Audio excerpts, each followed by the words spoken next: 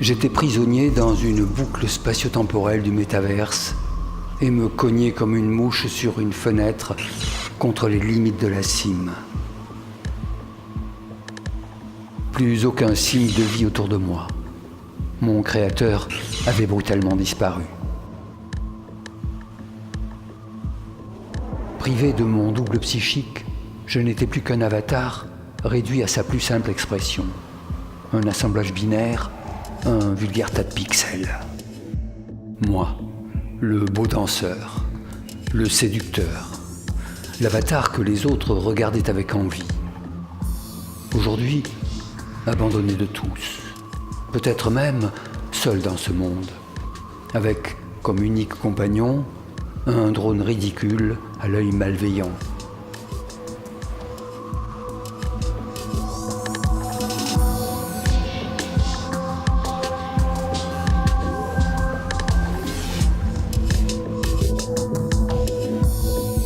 Je voulais continuer à vivre, rejoindre mes amis, mes amours, continuer à connaître les frissons des téléportations et la découverte des mondes fantastiques.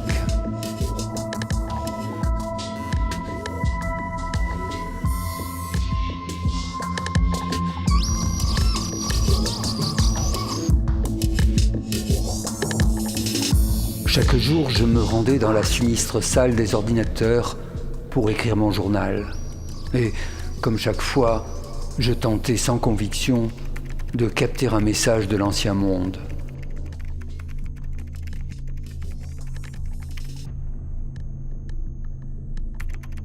Ce matin-là, mon écran s'alluma brusquement. J'avais enfin la preuve qu'ailleurs, quelque chose existait bien encore. Il m'apparut alors clairement que j'étais la victime de mon créateur. Il m'avait purement et simplement abandonné, ce lâche.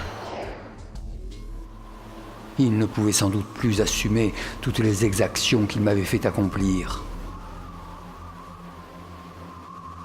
Il devait se cacher quelque part, dans le monde virtuel, sous une autre identité.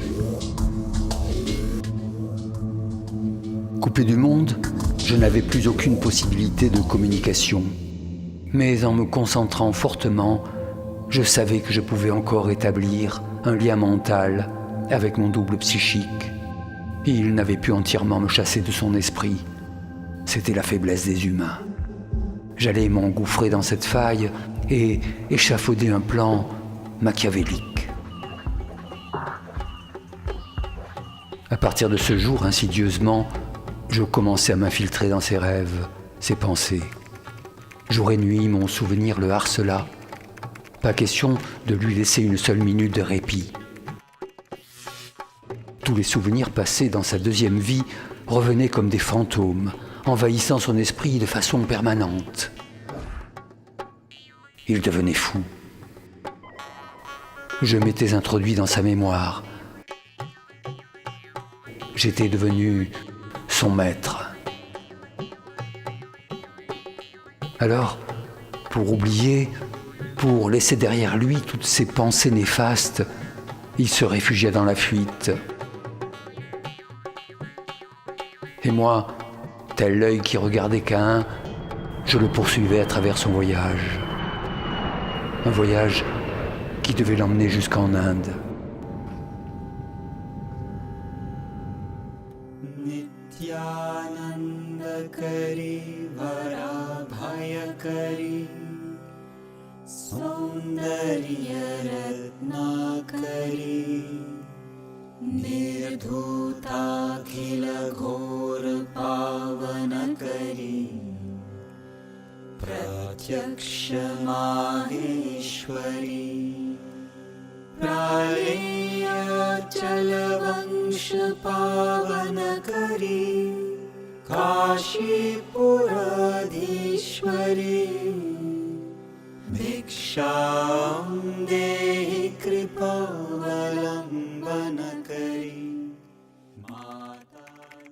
Aujourd'hui, c'était moi qui décidais. Il était devenu, comment dirais-je, mon avatar.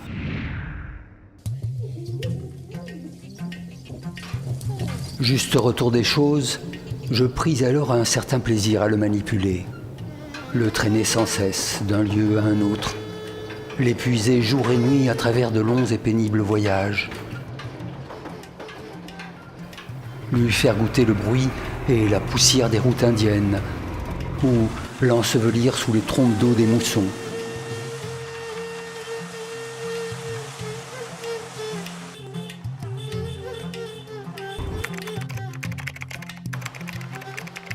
Je lui ai fait connaître la peur, les privations et le goût amer de l'homme vaincu.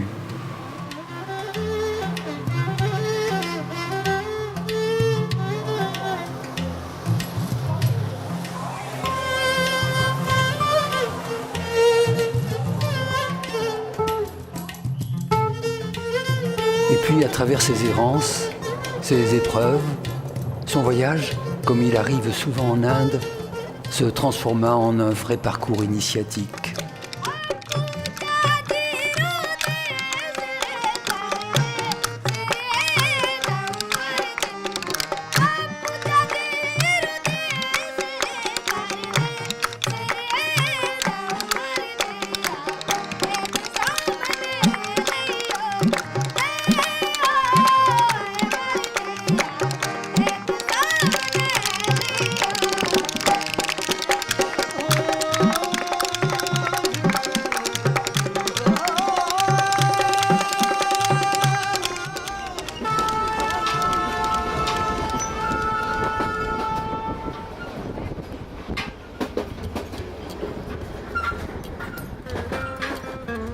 Alors, tel un sannyasine, ces hommes errants qui ont renoncé au bien de ce monde, il se réfugia dans la solitude,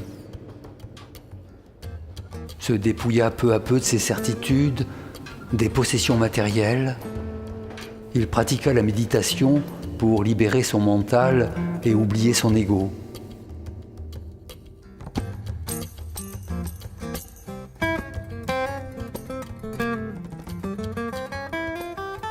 Alors, il arriva vers un sentiment d'infini, une large zone floue où hasard, réalité, virtualité se confondent.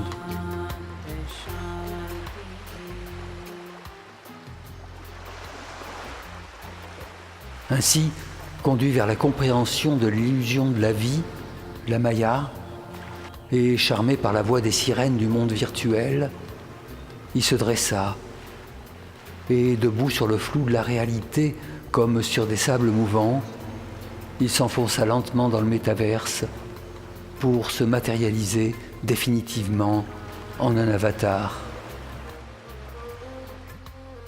Nous étions enfin réunis. Je n'avais plus qu'à vivre à travers lui.